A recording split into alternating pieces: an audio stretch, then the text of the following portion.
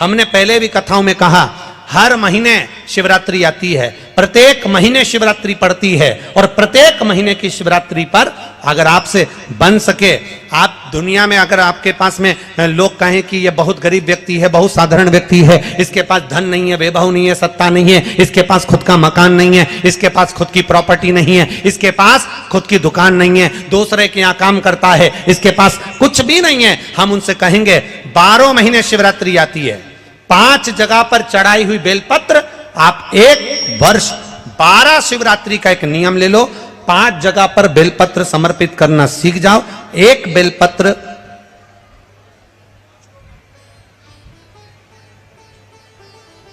ये शिवलिंग, ये जलाधारी, बहुत ध्यान से देखना, ये चरण जहां से जल नीचे गिरता है, गणेश जी का स्थान, कार्तिकेय जी का स्थान, यह हस्तकमल, माता पार्वती जी का हाथ हस्तकमल, शिवलिंग, भगवान शंकर का स्थान। ऊपर से जो एक एक बूंद जल शिवलिंग के ऊपर गिर रहा है, शंकर भगवान की 5 बेटियां, जया, विषहरा, शामरीबारी, दौतली, देव। बीच में जो एक मोटी सी लाइन है वो शंकर भगवान की छोटी लड़की, क्या नाम है? अशोक सुंदरी। ये पूरे शिवलिंग का वर्णन। 5 जगह पर बेलपत्र, 5 स्थान पर बेलपत्र, 12 महीने की शिवरात्रि। आप दूसरे के यहाँ काम कर रहे हो, नहीं है नौकरी, नहीं है काम, दूसरे के मकान में रह रहे हो, खुद का मकान भी नहीं, खुद का प्लाट भी नहीं, खुद की प्रॉपर्टी भी नहीं, बहुत संघर्ष की जिंदगी जी रहे हो, ठेला धका रहे, लॉरी चला रहे, गाड़ी चला रहे, ऑटो चला रहे, अपने लिए करने का प्रयास करना।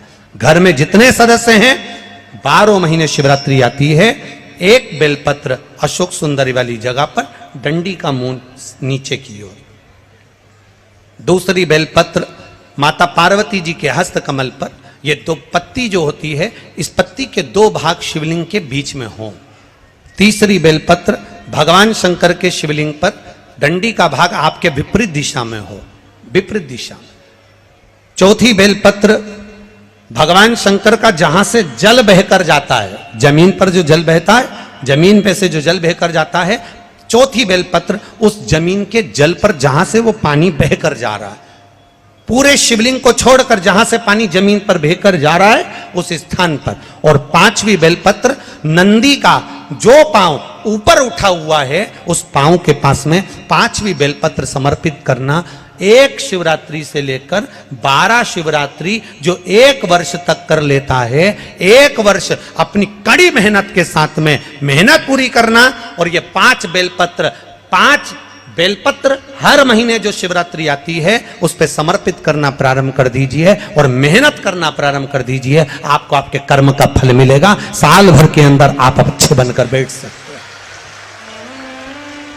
शिवरात्रि 12 महीने आती है, 12 महीने, हर महीने शिवरात्रि। और महाराज जब वो कृपा करता है तो कोई साधारण नहीं करता। आपको पहले भी कथाओं में कहा, आपको पहले भी वर्णन किया, आपको पहले भी निवेदन किया, आपको पहले भी कहा, देवता देते हैं तो पल्ला झाड़ कर देते हैं, देवता देते हैं तो पल्ला झाड़ कर देते हैं, और मेरा देवघर वाला देता है तो छप्पर फाड़ कर देता है। मेरा देव अधिदेव महादेव देता है तो छप्पर फाड़ कर देता है। कोई साधारणता में मेरा बाबा कभी नहीं देता, साधारणता में मेरा बाबा देता ही नहीं।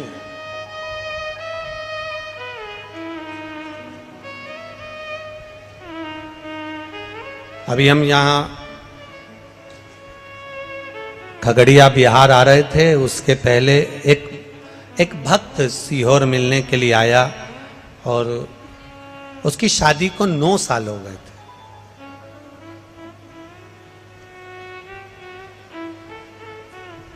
और टीवी के माध्यम से कथा सुनकर उसने सफेद आंकड़े की जड़ का प्रयोग करा था और 9 वर्ष शादी को हो गए थे संतान में। अब उसकी पत्नी ने एक बार पशुपति व्रत करा, संतान गर्भ नहीं ठहरा। दूसरी बार उसने फिर 1-2 महीना छोड़कर फिर पशुपति व्रत करा, गर्भ नहीं ठहरा। तीसरी बार फिर पशुपति व्रत करा, गर्भ नहीं ठहरा। चौथी बार पशुपति व्रत करने के लिए आतुर हुई और बाबा की कृपा, पहला सोमवार पूरा हुआ और डॉक्टर ने बोला कि तुम्हारा गर्भ ठहर गया।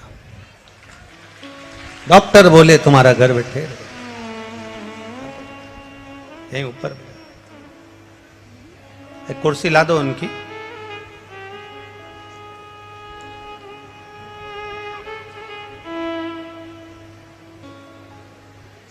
डॉक्टर बोले तुम्हारा गर्भ ठहरा। 9 महीने पूर्ण हुए। डॉक्टर ने जब अल्ट्रासाउंड करा, जांच करी, तो उस जांच में निकला कि इनके गर्भ में एक बच्चा नहीं, 2 बच्चा नहीं,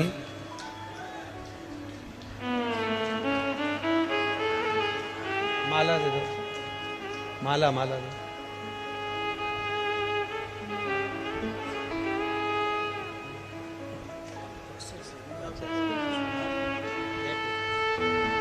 माला लाओ ना।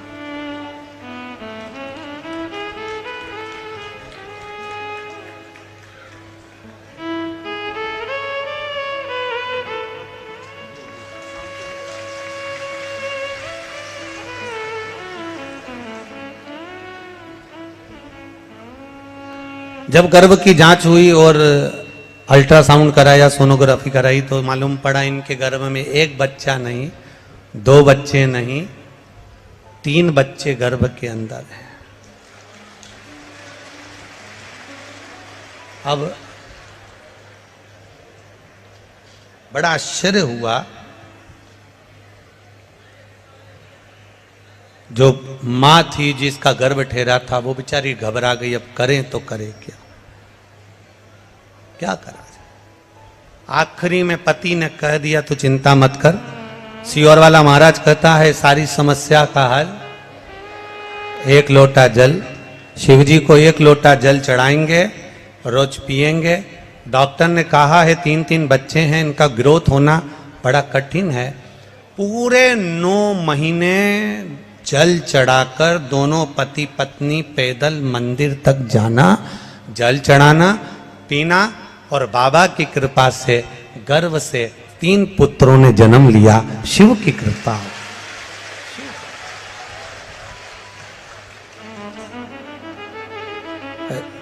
हमारे सुनील के पास वो फोटो भी होगा, जरा आस्था चैनल पर अगर बन सके तो मोबाइल में से वो फोटो जरूर चलाएं। 3 बच्चों को हम गोदी में लिए हुए हैं। उसको लेकर जब वो सीहोर आए कुबेरेश्वर धाम को प्रणाम करने, तो वो 3 बच्चे हमारी गोदी में दिए। हमने कहा ये शिव कृपा नहीं तो और क्या है। शिव करना, ये शिव की उदारता, ये शिव की कृपा। खाली न जाता कोई दर से तुम्हारे, खाली न जाता कोई दर से तुम्हारे। मैं भी खड़ा हूँ नन्ही बाहें पसार, अपने हृदय से लगा लो, लगा लो। गिरा जा रहा हूँ, उठा लो। एक विश्वास के साथ इस खगड़िया गांव में कहना चाहूंगा, इस खगड़िया बिहार में कहना चाहूंगा, अपने दिल की बात इस मां कात्यायनी की भूमि पर कहना चाहूंगा, इस खगड़िया में कहना चाहूंगा कि जिसने इस कथा को दिल से सुना है, जिसने शिव महापुराण पर विश्वास किया है, मेरे भोलेनाथ ने उसका हाथ पकड़कर पार किया है, ये निश्चित है।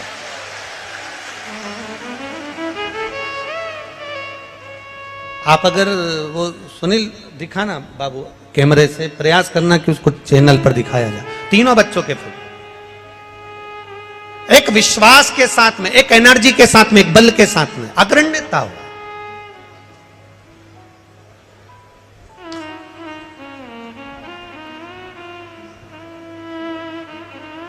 का भरोसा पक्का रखिए। ये 3 बेटों ने पत्र लिखा कि हमारी नौकरी लगी, इन्होंने विश्वास पक्का रखा, अपना कर्म करा, अपनी मेहनत करो, मेहनत करने के लिए कभी पीछे मत हटना। गीता जी में भगवान कृष्ण कहते हैं मेहनत से पीछे मत हटो, कर्म करते रहो। शंकर भगवान नंदी को ज्ञान देते हैं तो कहते हैं मेहनत करो, कर्म से पीछे मत हटो। भगवान शंकर ने भस्मासुर को जब ज्ञान दिया, सोने का कंकण दिया, तब कह दिया कर्म करना। भगवान शंकर ने लंकाधिपति रावण को जब सब कुछ प्रदान करा तो कह दिया अपना कर्म से पीछे मत हटना। भगवान शंकर कर्म कहने करने का वर्णन करते हैं, मेरा शिव कर्म को प्रधान मानता है, कर्म करो और कर्म के साथ में विश्वास पक्का रखो। जब हमारा विश्वास, जब हमारी दृढ़ता पक्की होगी तो ये निश्चित है हमें शिव तत्व प्राप्त होगा और हम जो चाहेंगे वो मेरा भोलेनाथ प्रदान कर देगा। ये शिव तत्व की प्राप्ति तब हो जाती है।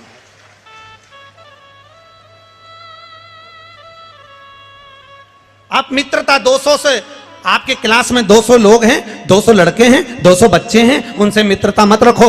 2-1 से मित्रता पूरी होगी। 40 बच्चे हैं, 1-2 से मित्रता पूरी होगी। उसी तरह संसार में ना जाने कितनों से मिलना होगा, पर एक मिलन मेरे महादेव से ऐसा मित्रता का रखना कि बाबा के ऊपर सब छोड़ देना कि अब तेरे ऊपर छोड़कर चल रही हूं। मैंने सुना शिव महापुराण में कि तू एक कंकर में शंकर समाहित होता है। मैंने सुना शिव महापुराण में एक लोहे के टुकड़े को भी तू सोना बना देता है। मैंने सुना शिव महापुराण में एक कांच के टुकड़े को तू हीरा बना देता है। मैंने सुना शिव महापुराण में कि 12 शिवरात्रि का जो वर्णन है करा, 12 शिवरात्रि का जो स्मरण करा, 5 बेलपत्र का जो वर्णन किया, वो बेलपत्र का मैं भी उसको चढ़ाना प्रारंभ करूं। 12 शिवरात्रि पूरी होगी, मेरा देव अधिदेव महादेव सुनेगा जरूर और मेरी झोली भरेगा जरूर। अब इसमें एक नियम भारी है, वो नियम का स्मरण करना कि नियम कैसा चाहिए। आप कर्जे में हो गए, परेशान हो गए, टेंशन में आ गए, जिंदगी बेकार सी लग रही है, निवेदन है मेहनत करना। जो काम को कर रहे हो, जो दुकान लगा रहे हो, जो कार्य कर रहे हो, ठेला चला रहे हो, ऑटो चला रहे हो, चलाते रहो, पर उसके साथ में बाबा पर भरोसा रखो। इसमें एक नियम भारी है। कौन सा नियम? कि मान लो 12 शिवरात्रि में आप 1-2 शिवरात्रि शिव जी के मंदिर पहुंच गए, तीसरी शिवरात्रि पर भूल गए या किसी कारणवश कहीं दूर चले गए, ना जा पाए, तो घर के जितने सदस्य हैं सबसे निवेदन है कि 12 महीने की शिवरात्रि का नियम बना रहे हो तो घर के सभी लोग बेलपत्र चढ़ाने का नियम बनाओ। उसका कारण यह है, घर का एक व्यक्ति अगर बाहर चले भी गया, घर का दूसरा व्यक्ति शिवरात्रि को भूल भी गया, घर का तीसरा व्यक्ति किसी कारणवश काम में लग भी गया, तो घर का चौथा व्यक्ति तो शिवरात्रि याद रखेगा और हमारा नियम पूरा हो जाएगा। नियम पूरा हुआ तो हमारा कार्य पूरा। हम उस नियम को पूरा करें, हम उस कार्य को पूरा करें।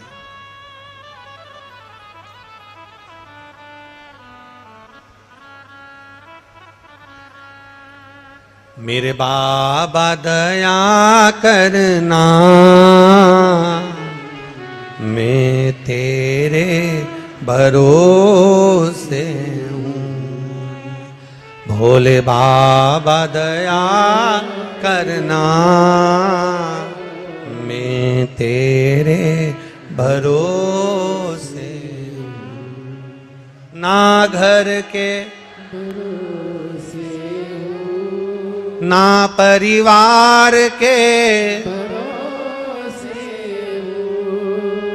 मेरे बाबा दया करना, मैं तेरे भरोसे। मेरे बाबा दया करना, मैं तेरे भरोसे। ना इनके भरोसे हूँ, ना उनके भरोसे हूँ, ना इनके भरोसे हूँ, ना भरोसे हूँ। मेरे बाबा दया करना, मैं तेरे भरोसे हूँ। मेरे बाबा दया करना, मैं तेरे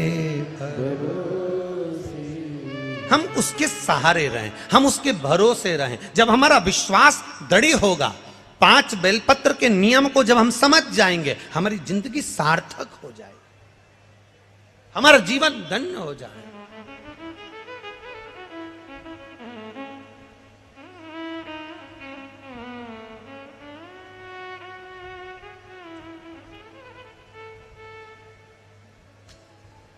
बाबा से विश्वास, भरोसा, दृढ़ता। नंदी भगवान शंकर का मित्र भी है, नंदी भगवान शंकर का गुरु भी है, नंदी भगवान शंकर का शिष्य भी है, नंदी भगवान शंकर का गण भी है, नंदी भगवान शंकर का वाहन भी है, नंदी भगवान शंकर का अवतार भी है, नंदी भगवान शंकर का पुत्र भी है। नंदी ये कोई साधारण नहीं। जिस नाम को नंदीश्वर शिव महापुराण को हम सुन रहे हैं, इसको समझना जरूरी है। शंकर भगवान ने नंदी को एक बार गुरु भी माना है।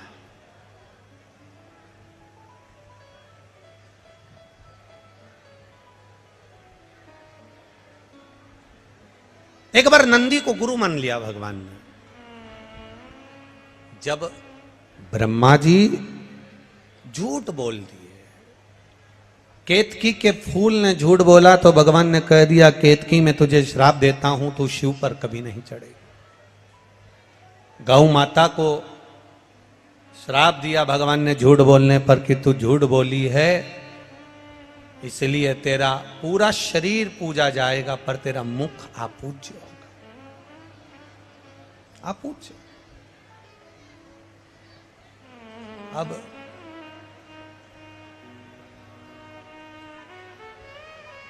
महाराज ब्रह्मा जी की बारी आई और ब्रह्मा जी ने जो झूठ बोला, ब्रह्मा जी कहते हैं आकाशवाणी झूठी है। भगवान देवादिदेव महादेव ने अपने पैर के नख को तोड़ा, फेंका, काल भैरव प्रकट कर लिया। काल भैरव से कहा काट दे ब्रह्मा का सिर। ब्रह्मा जी के 5 मुख थे, 4 मुख से वेद शास्त्र पुराण का वर्णन करना और 1 मुख से ब्रह्मा जी को केवल निंदा या अपशब्द कहना। भगवान ने तुरंत उसके शीश को कटवा दिया। ब्रह्मा का शीश कटा, शीश कटा हुआ देवादिदेव महादेव के हाथ में आकर चिपक गया। ब्रह्मा के शीश कटने की हत्या देवादिदेव महादेव पर लग गई।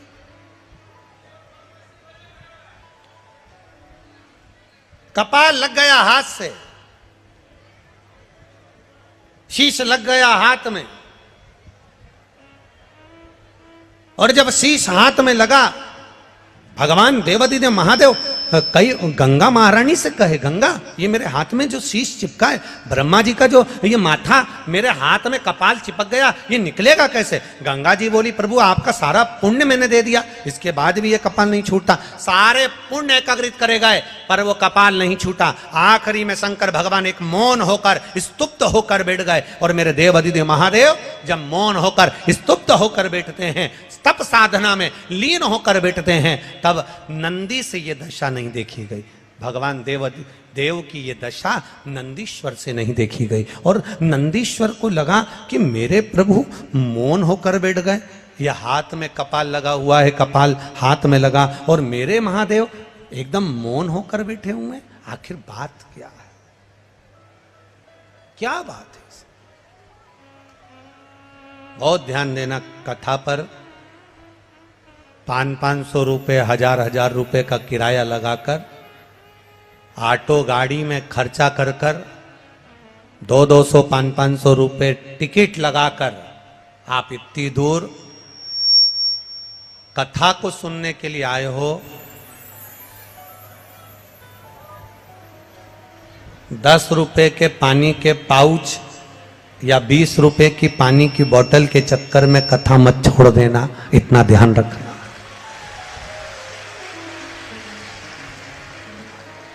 हमने पहले भी कथा में कहा है आपको, कथा सुनने आओ तो पानी की कितनी बोतल साथ लेके आओ? जम के बोलो जरा। पानी की 2 बोतल अपने साथ में लेकर आओ, एक अपने लिए और एक अपने पास में जो बैठा हो जिसको अपन नहीं पहचानते, नहीं जानते और उसको प्यास लगे तो पानी दे दो। अपने बैग में 4 बिस्कुट के पुड़े डाल लाओ, 2-4 टॉफी डाल लाओ। अगर किसी को लगे, बच्चे हैं, बड़े हैं, भूखा है, प्यासा है, बैग में से निकाल कर दे दो। पर चलती कथा में अगर कहीं कोई आपको डिस्टर्ब करे या आपको लगे तो उसके हाथ पैर जोड़कर कह दो, भैया हम बाद में पी लेंगे, हम बाद में ले लेंगे, अभी कथा सुन लेने दे। 500 रुपये खर्च कर कर आई हूं कथा सुनने के लिए, बस मुझे सुनना। धारण ये छूट ना जाए। बहुत बहुत ये गोस्वामी परिवार ने अगर कथा करवाई है तो ये साधारणता नहीं है। स्वर्गीय श्री गौरी शंकर जी गोस्वामी, स्वर्गीय देवकी देवी गोस्वामी, ये पूर्वज कोई साधारण नहीं होंगे, जिनके पुत्र श्री नवीन कुमार गोस्वामी ने ये कथा का आयोजन रखा है। एक बार जोरदार ताली बजाएं कि ये कथा की सहजता नहीं है, हमारी साधारणता नहीं है। ये कहीं शिव कृपा हुई होगी तो ये कथा हो गई।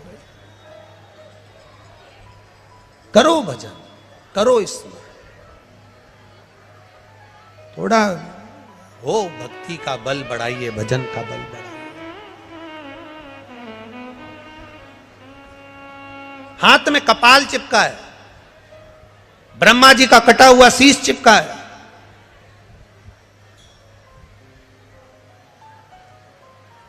और हाथ में जब ब्रह्मा जी का कटा हुआ शीश चिपका हुआ है, भगवान शिव तप साधना करने के लिए बैठ गए। अब वो कपाल हाथ से निकल नहीं रहा। गंगा महारानी भी कह रही है कि मैंने सारा पुण्य दे दिया, पर ये कपाल नहीं निकल रहा। यमुना जी कह रही है मैंने पूरा पुण्य दे दिया, सरयू जी कह रही हैं, नर्मदा जी कह रही हैं सारा पुण्य दे दिया, पर ये कपाल हाथ से छूट नहीं रहा। नंदीश्वर से नहीं देखा गया, भगवान शिव के प्रिय गण नंदी से नहीं देखा गया। और जब नंदीश्वर से नहीं देखा गया तो नंदीश्वर उसी समय पर वहां से ओझल हो जाते हैं, चले जाते हैं।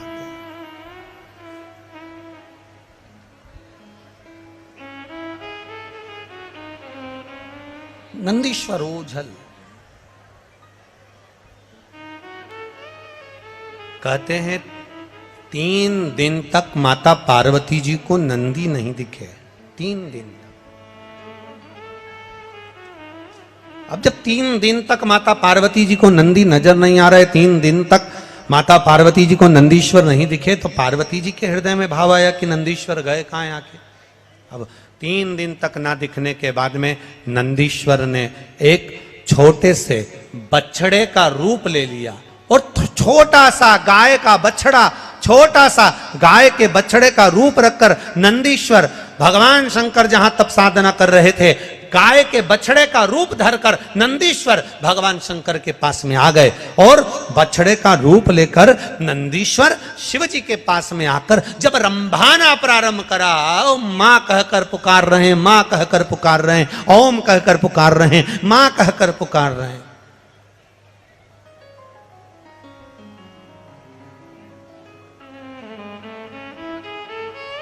आप लोगों के यहां पर जो लोग गाय को पालते हैं, गौ माता की सेवा करते हैं, उनके घर में बछड़ा होता है, तो बछड़ा जब चिल्लाता है ना, तो उसके बोलने में एक शब्द निकलता, ओम। क्या शब्द निकलता है? ओम। ओमा, ऐसा शब्द निकलता है। सुना है कि नहीं सुना आप लोगों ने? सुना है ना? गाय का बछड़ा जब चिल्लाता है, ओम कर कर चिल्लाता है, ओमा मां, ऐसा शब्द कर कर जब चिल्लाता है तो उसमें ओम का नाद होता है, ओम का नाद। अब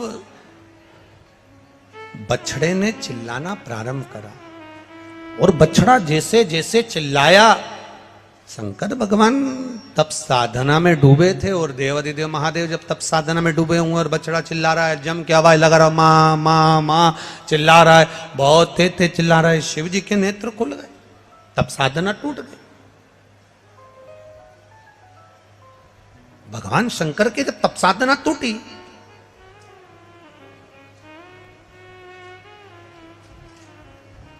शिव जी ने देखा कि ये बछड़ा आया है और तप साधना मेरी तोड़ दिया है। और बछड़े ने चिल्लाकर कहा, मां, शंकर भगवान के डमरू की जो डोर थी, उस डमरू की डोर को छोटे से बछड़े ने अपने छोटे से सींग में उस डमरू की डोर को लटका लिया।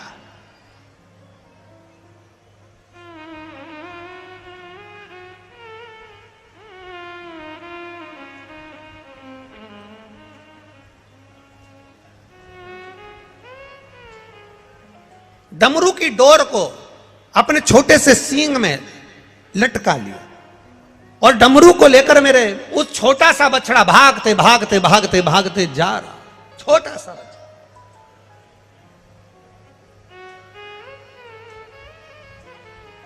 पहुंच गए पंचवटी, नासिक, गोदावरी का तट। और मां गोदावरी के तट पर जैसे ही वो बछड़ा पहुंचा, शंकर भगवान के डमरू को बछड़े ने वहां गिरा दिया। और बछड़े ने वहां गिराया जहां डमरू गिरा। गिरते से ही गोदावरी के तट पर मेरे शंकर भगवान तप साधना करने के लिए बैठे। गोदावरी का स्नान करा। स्नान कर कर मेरे महादेव जैसे ही बैठे, मात्र कुछ क्षण बीते थे और वहां बैठकर जब शंकर भगवान ने जैसे ही आराधना करना प्रारंभ करी, साधना करना प्रारंभ करी, हाथ में चिपका हुआ ब्रह्मा जी का कटा हुआ कपाल, सिर हाथ से नीचे गिर गया। हाथ से जैसे कपाल छूटा, तब वहां शंकर भगवान कपालेश्वर महादेव के रूप में विराजमान हो गए। कपालेश्वर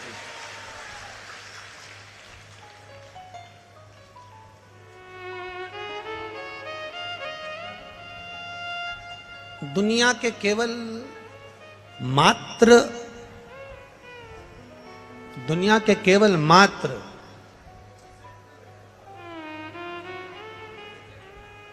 केवल 2 या 3 मंदिर ऐसे हैं जिस मंदिर में शंकर जी के सामने नंदी नहीं है।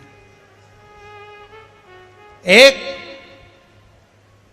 अमरनाथ की गुफा जिसमें शंकर जी के शिवलिंग के सामने नंदी, बोलो बोलो जम के, नहीं है। दूसरा पंचवटी नासिक, मां गोदावरी के तट पर कपालेश्वर महादेव, जिनके सामने नंदी नहीं है। क्यों? नंदी छोटे से बछड़े का रूप रखकर शंकर भगवान को ज्ञान दिया, बिठाया, तप कराया, हाथ से कपाल छूट गया। जब नंदी सामने आया तब शंकर भगवान ने नंदी के हाथ जोड़ लिए।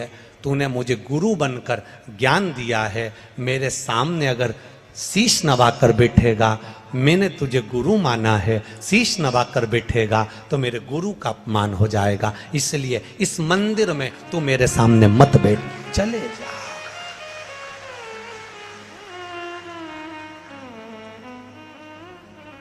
नासिक का पंचवटी में कपालेश्वर महादेव गोदावरी के तट पर एक ऐसा मंदिर, भारत की भूमि का वो सिद्ध मंदिर जहां पर भगवान शंकर अपने नंदी को सामने नहीं रखते हैं, क्योंकि मैंने इसको गुरु माना है और गुरु ज्ञान दिया, इसलिए मुझे गोदावरी के तट तक पहुंचा दिया। गुरु ने ज्ञान दिया तो यहां तक पहुंचा।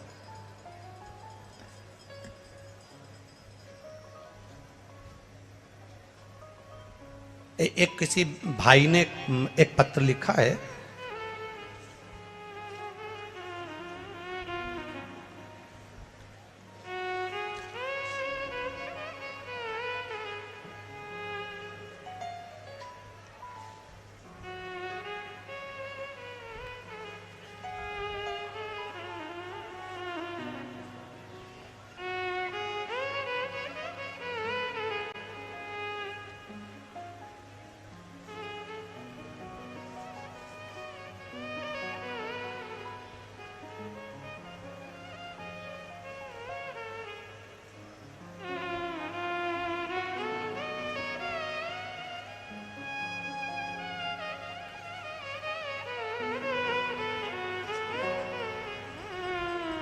मैं राजकुमार साव, लखीसराय, बिहार लखीसराय, ठीक है। मैं राजकुमार साव, मामा ट्रांसपोर्ट, लखीसराय बिहार। मेरा मोबाइल नंबर ये है। गुरुजी कहीं बैठे हैं मामा ट्रांसपोर्ट वाले? लखीसराय बिहार से आए, आप ही हैं? दोनों हाथ हिला दो ऐसे, हर हर महादेव। आपने बड़ा सुंदर कहा गुरुजी, एक पान लाया हूं, एक सुपारी लाया हूं, और आपको निमंत्रण देने आया हूं कि एक कथा देवघर में होना चाहिए।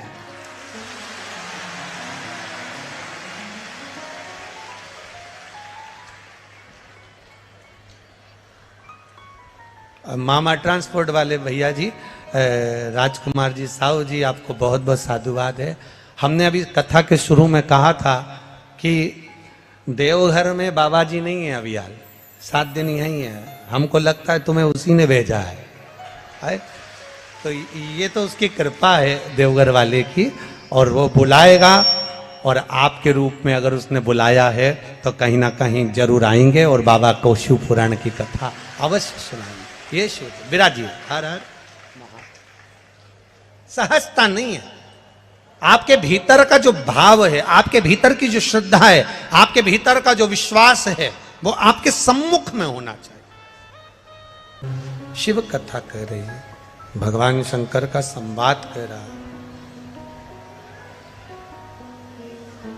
शिव जी ने नंदी से कहा कि तू मेरा गुरु बनकर मुझको ज्ञान दिया है, इसलिए मेरे सामने मत बैठ, यहां मैं अकेला रहूंगा। कपालेश्वर महादेव के सामने नंदी नहीं बैठा। अब एक बात बहुत अच्छी आई है शिव पुराण में, तो थोड़ा समझ लेना है उसको। शायद आपकी जिंदगी में कहीं काम आ जाए। जितने लोग टीवी पर सुन रहे हैं, आस्था चैनल पर सुन रहे हैं, फेसबुक यूट्यूब पर सुन रहे हैं, या इस खगड़िया नगर में श्रवण कर रहे हो, तो जरा ध्यान से सुनना। मान लो ये शिवलिंग, ये जलाधारी, किसी किसी मंदिर में नंदी मंदिर के बाहर होता है, गर्भगृह के बाहर। बोलो सही है कि गलत है? अब जरा समझ लेना बहुत अच्छे से हैं। किसी किसी मंदिर में नंदी जो मंदिर अंदर का होता है गर्भगृह, उस गर्भगृह से बाहर होता है। किसी किसी मंदिर में नंदी का जो शिवलिंग होता है भगवान का, उसके सामने जो जलाधारी होती है, नंदी उसके सामने होता है। बोलो करें दर्शन। किसी किसी मंदिर में नंदी, शंकर भगवान में मंदिर में अगर छोटी जगह है तो साइड में भी नंदी हो जाता है। करें दर्शन। कहीं कहीं शिवलिंग है, जलाधारी है, सब कुछ है, गणेश जी नहीं, कार्तिकेय जी नहीं है, पार्वती जी नहीं है, केवल शिवलिंग है, जलाधारी है और नंदी है। करें हैं दर्शन। किसी किसी मंदिर में केवल शंकर भगवान का स्वरूप विराजमान है, शिवलिंग विराजमान है, नंदी नहीं है। तो शिव महापुराण की कथा यहां वर्णन कर रही है, उसको जरा समझिएगा। शिव पुराण कहती है, भगवान शंकर का चरित्र कहता है, शिव तत्व कहता है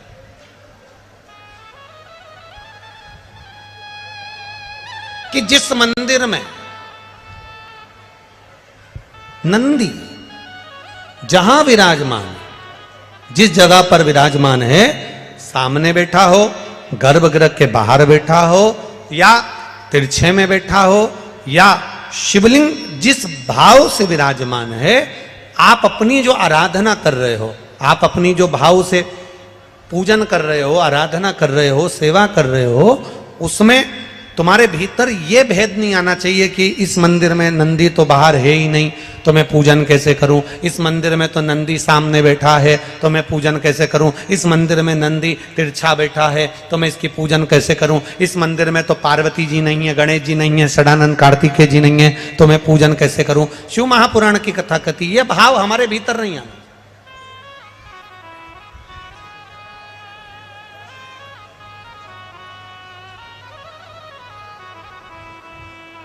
शिव का ओटला, ओटले से मतलब है कि कहीं कहीं वृक्ष के नीचे भगवान शंकर बैठे रहते हैं, तो वहां मंदिर नहीं होता, केवल एक ओटला है, केवल ओटला, और उस पर शिवलिंग रखा हुआ है, केवल एक ओटले पर भगवान शंकर का शिवलिंग रखा है। या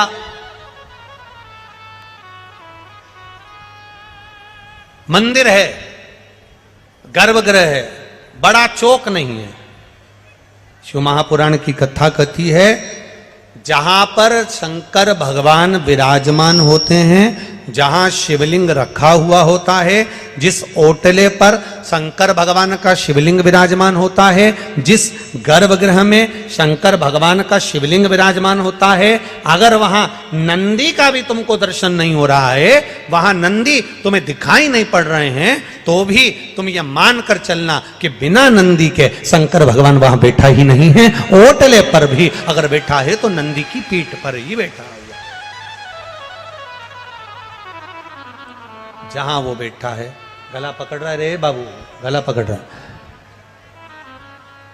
वो नंदी वहां विराजमान है, वो नंदी वहां बैठा, नंदी से कहीं दूर नहीं है। एक पत्र आया है, जरा ध्यान दीजिएगा।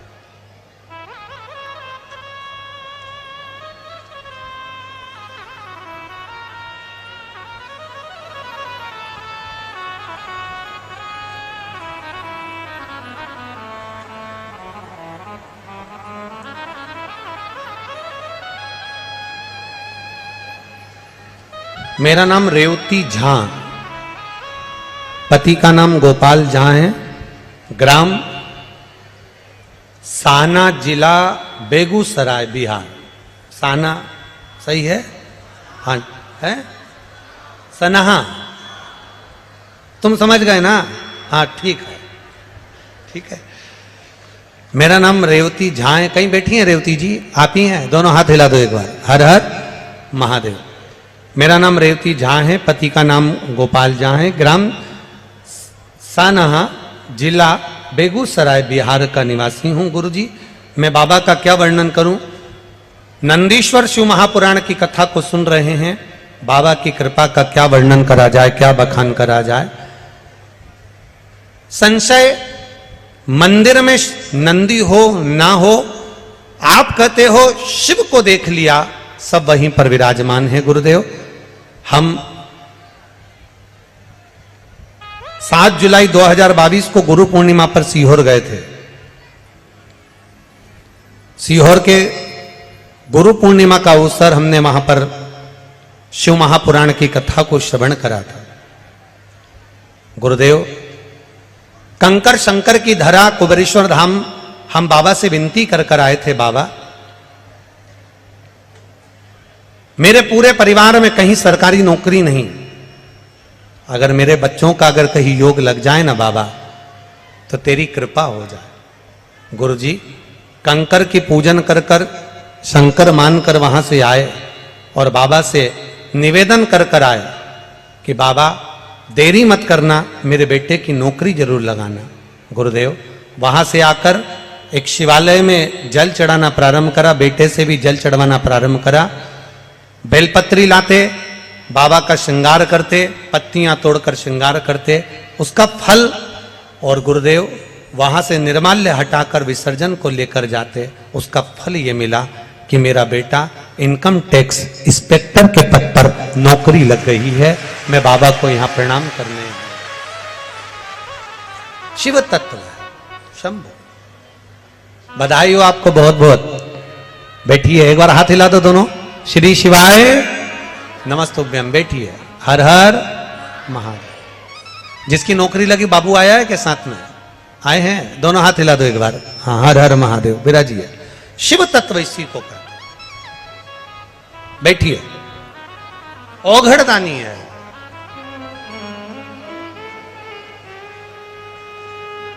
खाली न जाता कोई दर से तुम्हारे, खाली न जाता कोई दर से तुम्हारे मैं भी खड़ा हूं नन्ही बाहें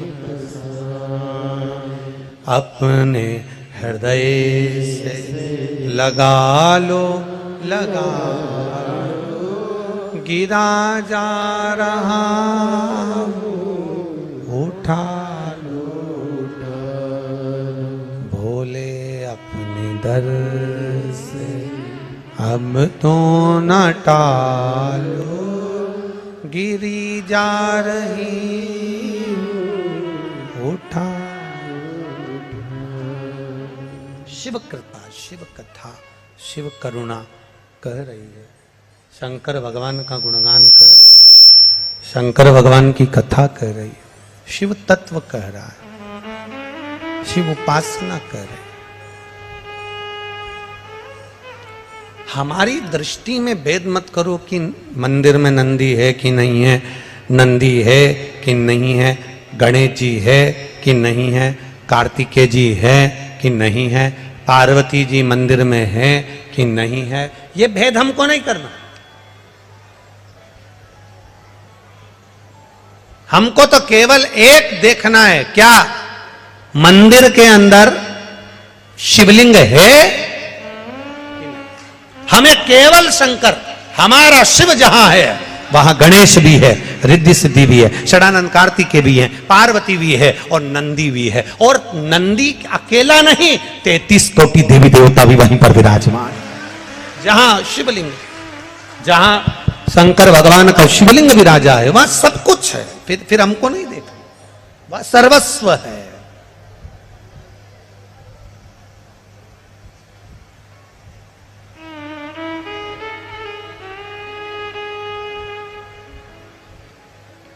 और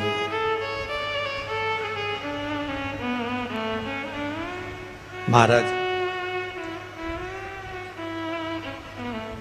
अपने कर्म के अनुसार हम जो भजन कर रहे हैं, अपने कर्म के अनुसार हम जो भक्ति कर रहे हैं, अपने कर्म के अनुसार हम भगवान की स्मरण कर रहे हैं, हम कर्म के अनुसार भगवान की अविरल भक्ति को धारण कर रहे हैं, कर्म के अनुसार हम भगवान की अविरल भक्ति को कर रहे हैं, इसका फल मिलता जरूर है।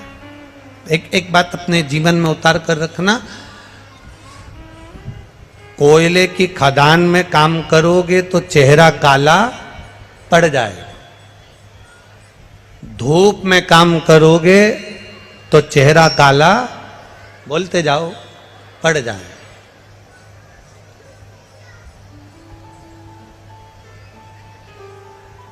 कोयले का काम करा तो भी चेहरा काला हुआ, धूप में काम करा तो भी चेहरा काला हुआ। और कोई कोई ऐसा होता है कि पैदा ही काला होता है। अब समझना, जरा बहुत अच्छे से समझना कि कोयले से अगर चेहरा काला हो गया तो पानी से धो लोगे, साफ हो जाएगा, ठीक है। धूप से अगर चेहरा काला हुआ तो क्रीम से साफ हो जाएगा।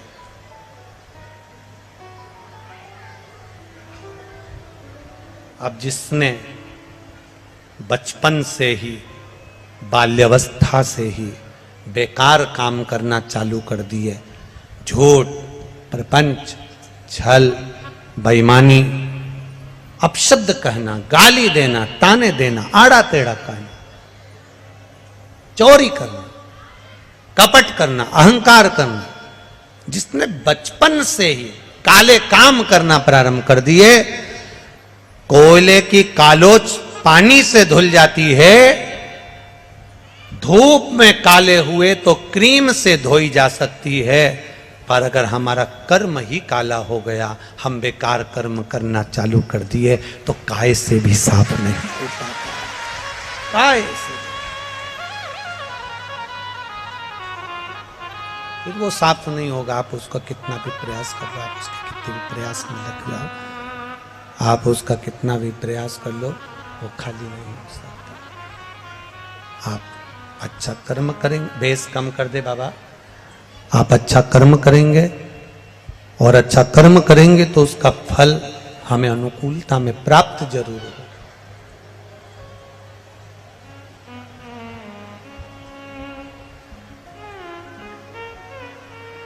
मंदिर में नंदी मत ढूंढो।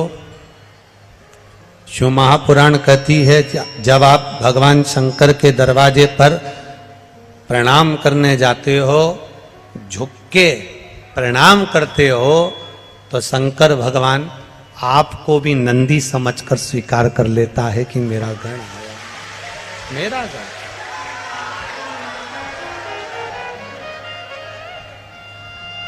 आप कुछ मंदिर में नंदी ढूंढना प्रारंभ ना करिएगा।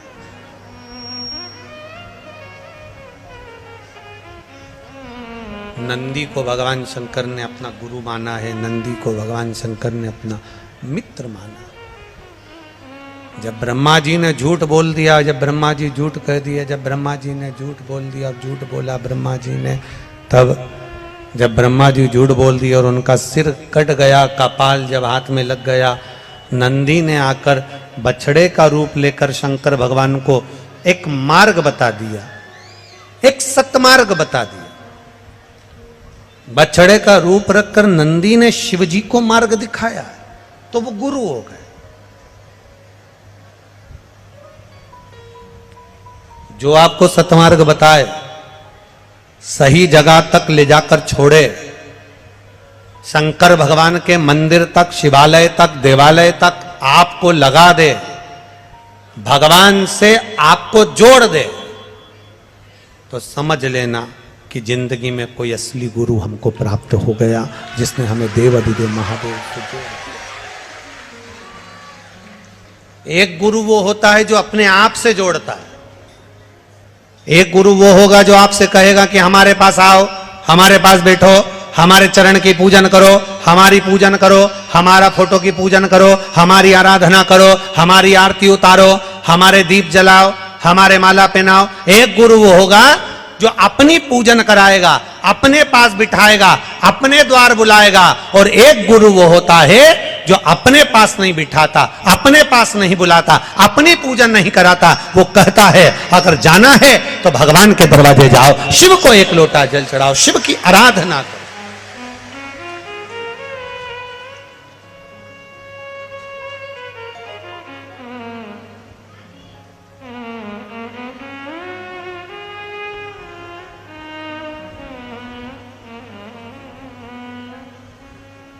एक आराधना का जो बल है, उस बल को हमें बढ़ाना है।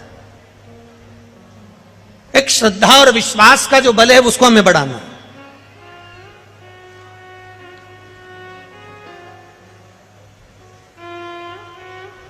कितना विश्वास लेकर आए हो आप लोग, कितना भरोसा। आपके पत्रों को अगर पढ़ा जाए, बड़े बड़े पत्र आप लोग भेजे हो, बड़े बड़े पत्रों को आप लोगों ने यहां पर भेजा है। एक माने तो पूरी डॉक्टरों की फाइल लगा दी है, पूरी फाइल, पूरे एक्सरे और सारे डॉक्टरों की रिपोर्टें सब लगा दी उसने। केवल एक मेरे पति का नाम पप्पू साहा है। मेरे पति दिल्ली में राज मिस्त्री का काम करते हैं। मैं खगड़िया जिला, ग्राम रामगंज, संसारपुर की निवासी हूं। सही बोला है? हाँ ठीक है। 20 जनवरी को मेरे पति की तबीयत खराब हो गई। डॉक्टर को दिखाया, लेकर हॉस्पिटल पहुंचे, उनको ट्रेन में बिठाया। 23 जनवरी को वो ट्रेन से यहां आए और 24 जनवरी को हमने जब डॉक्टर को दिखाया तो डॉक्टर ने बताया इनको टीबी हो गई है। और टीबी भी ऐसी हो गई कि जिसमें किडनी, लीवर सब डैमेज होते चले गए और शरीर बेकार हो रहा है। डॉक्टर ने कहा कोई चांस नहीं दिखते, पर इलाज चालू करा। बाबा की कृपा का हम क्या गुणगान करें गुरुदेव। डॉक्टर ने हाथ ऊंचे कर दिए, पर शिव ने हाथ ऊंचे नहीं करे। शंकर पे चढ़ा हुआ जल हमारे पति को हमने देना चालू करा। बाबा 8 दिन के बाद फिर वापस जांच हुई और डॉक्टर ने कह दिया इनकी टीबी समाप्त हो चुकी है। जो टीबी की बीमारी सालों चलती है, जो टीबी की बीमारी सालों चलती है, बाबा ने कुछ ही दिन में उसको अच्छा कर। ये शिव तत्व, उसकी जांचें हम भेज रहे हैं, सब जांच लगा कर दे रहे हैं, सारी की सारी रिपोर्टें लगा दी हैं, सब कुछ शिव तत्व है। आपका विश्वास दृढ़ होना चाहिए, आपका भरोसा पक्का होना चाहिए। हमारा केवल इतना सा निवेदन है, मंदिर में आप किसको ढूंढ रहे हो? महापुराण की कथा कहती है आपके हृदय में अगर भगवान विराजमान है, आपके हृदय में अगर शिव बैठा हुआ है, आपके हृदय में भगवान शंकर अगर विराजमान है, तो आपको शंकर जी को ढूंढने की जरूरत नहीं पड़ेगी। नंदी शंकर भगवान को नहीं ढूंढता, शिव अगर आपके दिल में बैठे हैं तो आपको शंकर भगवान को ढूंढने की जरूरत नहीं पड़ेगी। भीतर बैठा हुआ शंकर आपको ढूंढ लेगा, आपको ढूंढेगा, शिव ढूंढेगा।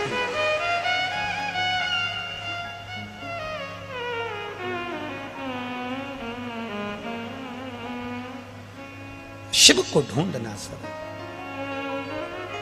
महाराज ब्रह्मा जी का सिर कट गया, कर्मनाशा नदी प्रकट हो गई। कटे हुए शीश जो हाथ से नीचे गिरता है, भगवान बछड़ा, छोटा सा बछड़ा जिन्होंने भगवान शिव को मार्ग दिया है, छोटा सा बछड़ा जिन्होंने शिव को ज्ञान दिया।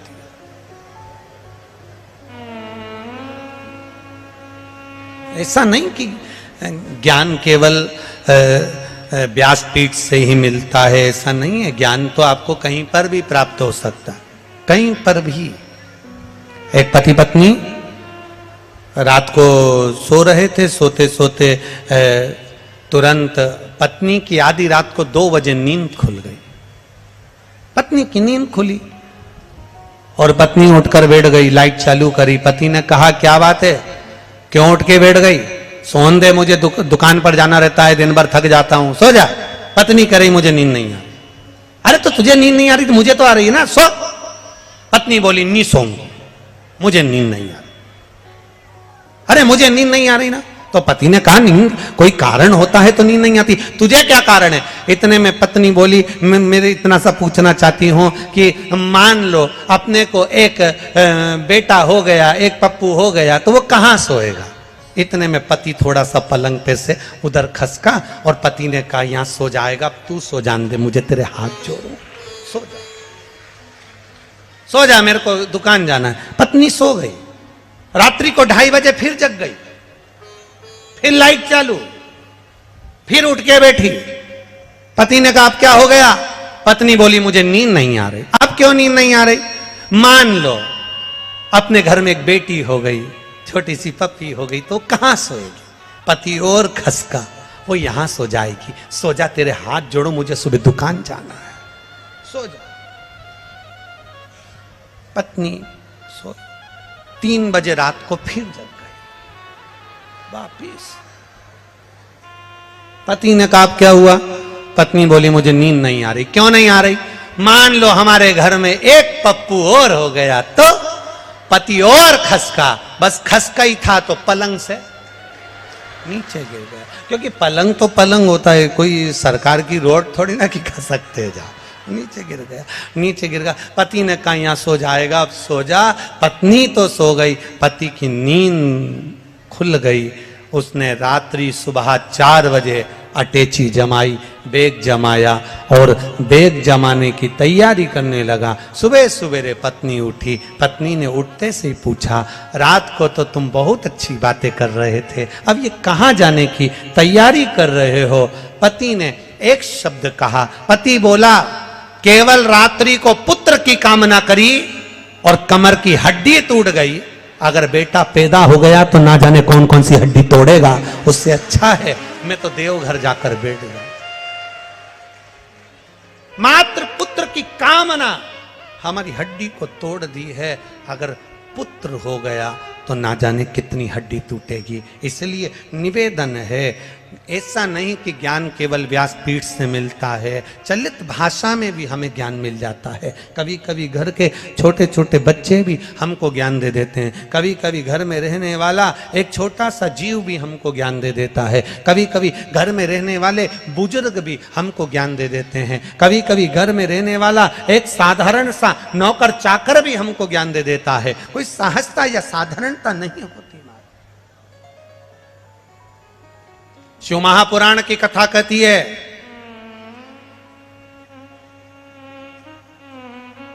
जिसके घर में 4 नौकर हैं, 8 नौकर हैं, वो सेठ नहीं होता।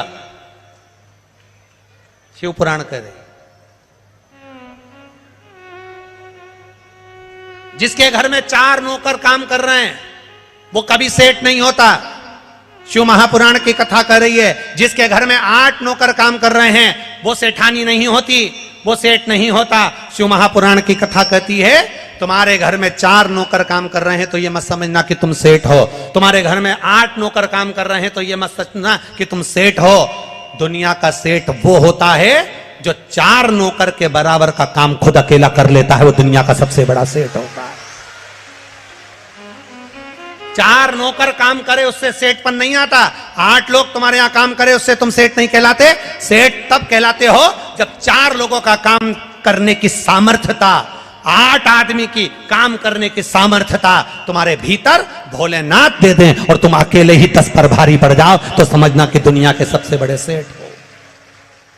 अब मालूम पड़े व्यक्ति इतना मक्कार होता गया, इतना मक्कार होता गया, शरीर काम 4 नौकर काम कर रहे, झाड़ू वाली लगी, पोछे वाली लगी, बर्तन वाली लगी, कपड़े वाली लगी, सब कुछ अब मालूम पड़े झाड़ू वाली, बर्तन वाली, कपड़े वाली सब लगी और मालूम पड़े शरीर जितना काम करता था वो निठल्ला हो गया। जो शरीर ज़्यादा बैठा रहता है उसके ऊपर बीमारी धीरे धीरे, जैसे मक्खी मिठाई जहां पड़ी रहती है वहीं पर लगती है, बीमारी भी जो शरीर हिलता ही नहीं, काम करता ही नहीं, ना झाड़ू ना बर्तन ना काम ना काज, बस बीमारी भी उसी के ऊपर गुड़ गुड़ गुड़ गुड़ करके मक्खी जैसी झूम जाती है। कहीं लीवर, कहीं किडनी, कहीं ब्लड प्रेशर, कहीं शुगर, कहीं थायराइड, कहीं कुछ, कहीं मालूम पड़े कुछ ना कुछ बीमारी उसके साथ जीवन में चलती रहती है। तो समझ लो कि तुम्हारे यहाँ नौकर ज्यादा काम कर रहे हैं, तुम कम काम कर रहे हो। जिस दिन तुमने काम करना चालू कर दिया बीमारी दूसरी जगह चली जाएगी, तुम्हें छोड़ दे।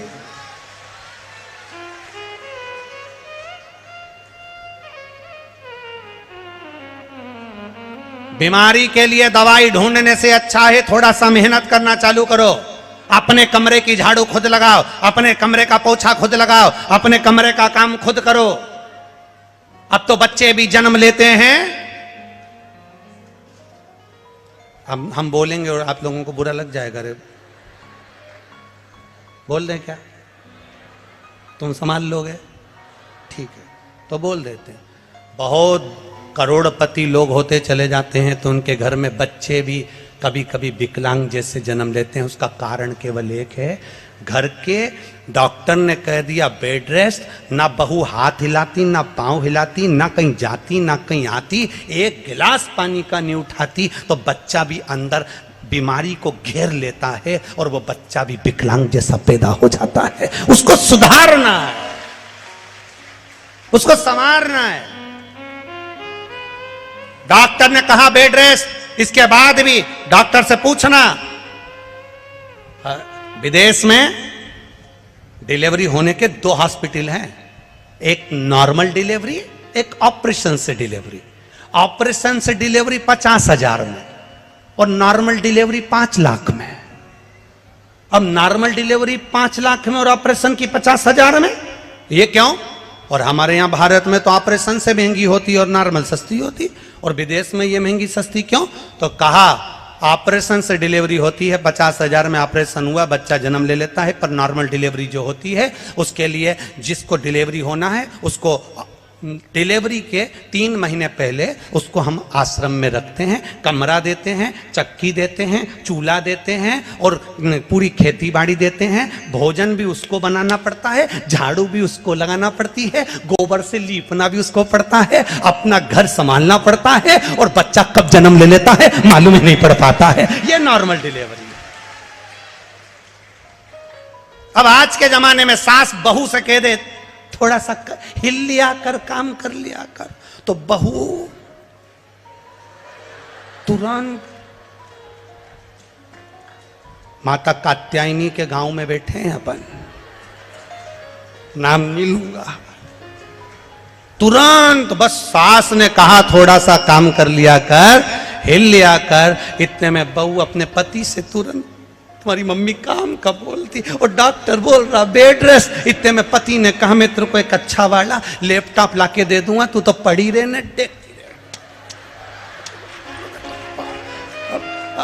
अब क्या करे बता, बोले तो बोले। मत बुरे कर्म कर बंदे वरना पछताएगा, भगवान की आंखों से तू बच नहीं पाएगा, तू बच नहीं पाएगा।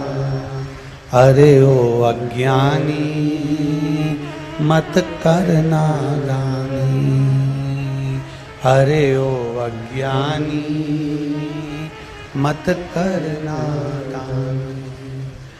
तेरे कर्म का फल भी तू ही पाएगा, जैसा किया तूने तेरे आगे आएगा।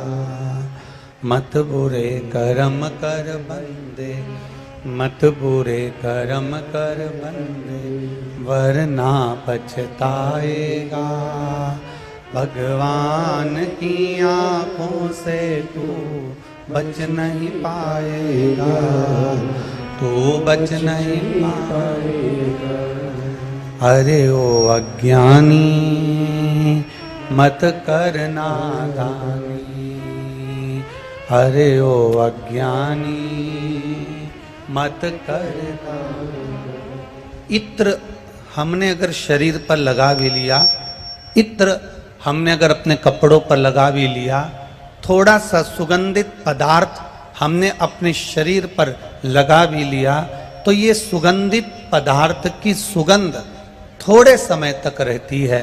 पर इस मनुष्य शरीर को पाने के बाद अगर हमने जिंदगी में किसी भूखे को भोजन कराया है, प्यासे को पानी पिलाया है, किसी साधारण से साधारण व्यक्ति के लिए सहयोग प्रदान करा है, तो ये सुगंध तुम्हारे मरने के बाद तक रहती है। वो सुगंध को कोई भूल नहीं पाता। इसको कहते हैं अच्छे कर्म की सुगंध, इसको श्रेष्ठ कर्म की सुगंध कहते हैं, अच्छे कर्म की सुगंध कहते हैं। और ये अच्छे कर्म की सुगंध कोई साधारण सी नहीं होती महाराज। अच्छे कर्म की सुगंध आप अपने भक्ति के बल से बढ़ा सकते हो, अच्छे कर्म की सुगंध को आप अपने भजन के बल से बढ़ा सकते हो, अच्छे कर्म की सुगंध को किसी प्यासे को पानी पिलाकर बढ़ा सकते हो, अच्छे कर्म की सुगंध को आप किसी बीमार व्यक्ति को औषधि दिलाकर बढ़ा सकते हो। मनुष्य देह मिली है, मानव का शरीर मिला है, इस मानव के शरीर को जितने अच्छे कर्म में हम लगा सकते हैं उतने अच्छे कर्म में लगाने का प्रयास करो। और जब हम अच्छे कर्म में इसको लगाने का प्रयास करेंगे तो जीवन अपने आप हमारा अनुकूल और अच्छा होता चले जाएगा। एक बात अपनी जिंदगी में उतार कर रखिए, जो धन हमने कमाया है, जो धन हम कमाए हैं, जो धन हमने कमाया है, उसका भोग हम कर पाए ना कर पाए जरूरी नहीं। पता नहीं कि हमने जो धन कमाया, हमने जो संपदा कमाई, हमने जो वैभव कमाया, उसका भोग हम भोगेंगे कि ना भोगेंगे इसका पता नहीं है। पर शिव पुराण कहती है कि धन को कमाने में जो हमने कर्म किया है, धन को कमाने में हमने जो गलत कर्म किया है, ये पक्का है कि हम धन का भोग भोगें चाहे ना भोगें, पर हमने जो कर्म करा है उसका भोग तो हमको भोगना ही पड़ता है। उसको कोई दूसरा नहीं भोगेगा, उसको कोई दूसरा भोगने वाला नहीं होगा। अपने कर्म का भोग अपने को स्वयं भोगना। पति सोचे कि मेरे कर्म का भोग पत्नी भोग लेगी, या पत्नी सोचे कि मेरे कर्म का भोग पति भोग लेगा, या बच्चे सोचें कि मेरे कर्म का भोग मेरे माता पिता भोग लेंगे, या मेरे माता पिता के कर्म का भोग मेरे बच्चे भोग लेंगे। ना ना ना ना, शिव महापुराण की कथा कहती है आपके कर्म का भोग आपको भोगना है, दूसरे के कर्म का भोग दूसरे को भोगना है। हमने पहले भी कथा में कहा था, अगर छींक आ रही है, खांसी चल रही है, हमें छींक आ रही है, तो छींकना हमको पड़ेगा। आपको छींक आ रही और आप पास वाले से कह दो कि तू छींक दे, तो वो छींकेगा।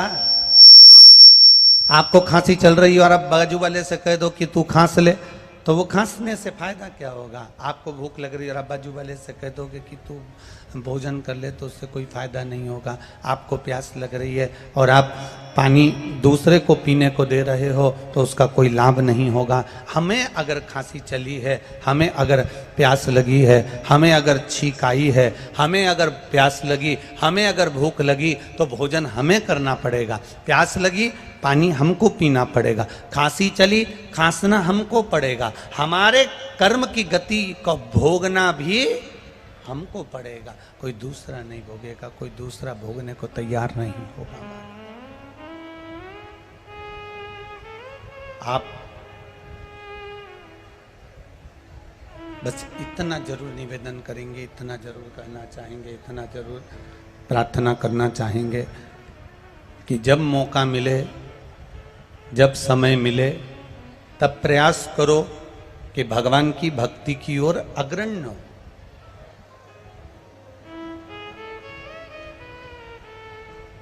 शंभु शरणे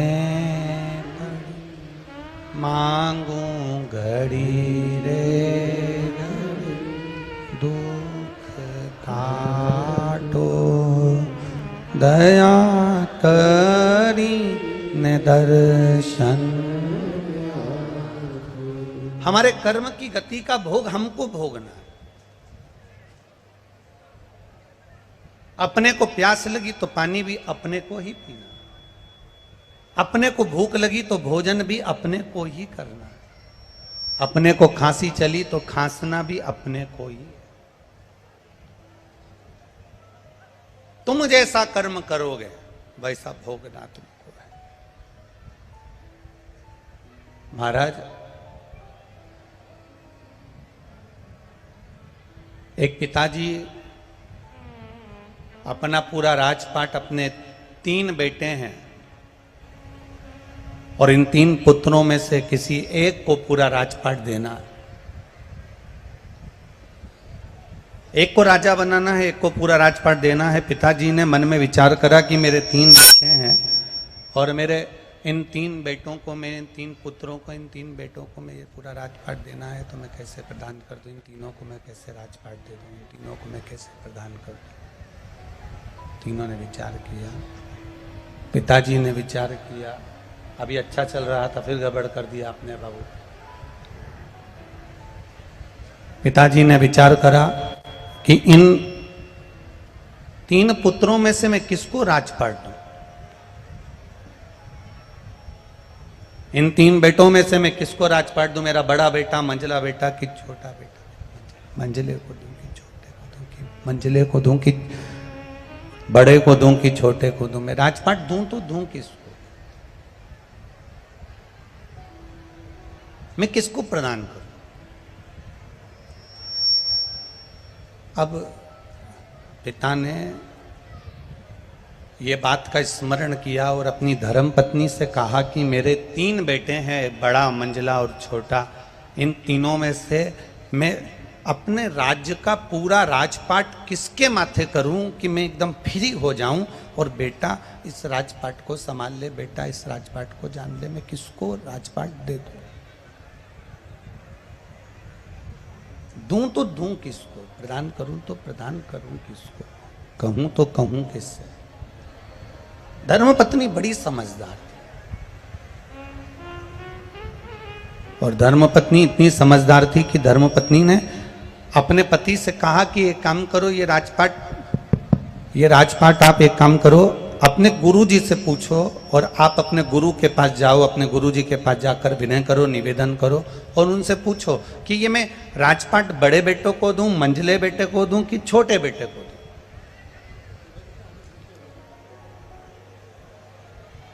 पति अपनी पत्नी को लेकर गुरुजी के पास पहुंच गया। नंदीश्वर शिव महापुराण की कथा चल रही है, जरा सावधानी से सुनना और अपने जीवन में उतारना जरूर।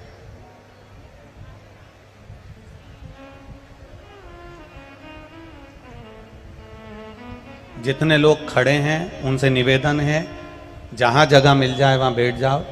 कल हमने जजमान परिवार को भी बोला था, कार्यकर्ताओं को भी बोला था कि पंडाल बढ़ा देना, पर पंडाल नहीं बढ़ा, उसके लिए हम क्षमा मांगते हैं आप लोगों से।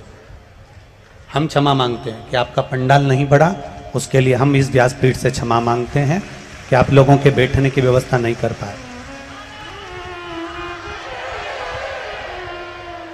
और आपसे निवेदन है कि जहां जगह मिल जाए, भले पंडाल के बाहर, आप जहां जगह मिले वहां बैठ जाइए।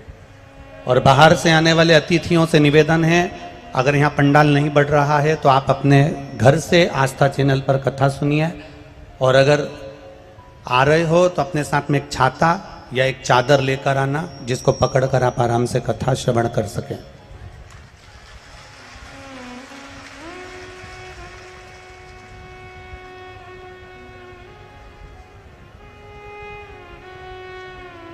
और आगे भी जितनी कथाएं हैं लाइन से, उनसे निवेदन है, आप लोग अगर भक्तों के बैठने की व्यवस्था कर सकें, छांव कर सकें तो कथाओं को करवाइए, वरना कथाएं कैंसिल कर सकते हो। निवेदन है आपसे। अगर भक्त धूप में खड़े रहें और उनकी व्यवस्था नहीं हो सके तो ऐसी कथा करने से कोई लाभ नहीं है। आप लोगों से निवेदन है, जहां जगह मिल रही है वहां रज पे बैठ जाओ, जमीन पर बैठ जाओ, और अपने आसपास में जो छाते हों, चादर हों, उसको सिर पर डाल के आराम से आप लोग बैठ सकते हैं। हर हर बोल बम का नारा है। शिव कथा कह रही है। 3 पुत्र हैं और इन 3 पुत्र, बड़े को मैं राजपाट दूं, मंझले को राजपाट दूं कि छोटे को राजपाट दूं, ये विचारणी है।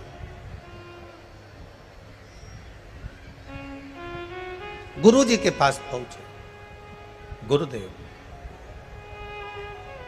एक निवेदन आपसे, मेरे 3 बेटे हैं, इन 3 बेटों में से मैं किसको राजपाट दूं आप बता दीजिए, आप निवेदन मेरा स्वीकार कर लीजिए।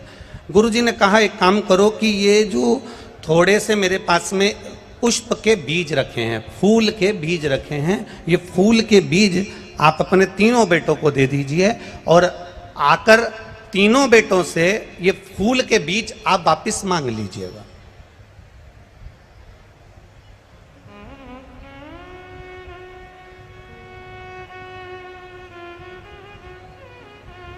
अगर ये फूल के बीज आप सुबह आप जाओ तीर्थ करने के लिए, 8 महीना, 15 दिन, 20 दिन, 1 साल, 9 महीना, 6 महीना आप तीर्थ कर कर जब आना, तो ये फूल के जो बीज आप अपने 3 बेटों को दोगे, उनसे आप मांग लेना, उनसे आप प्राप्त कर लेना।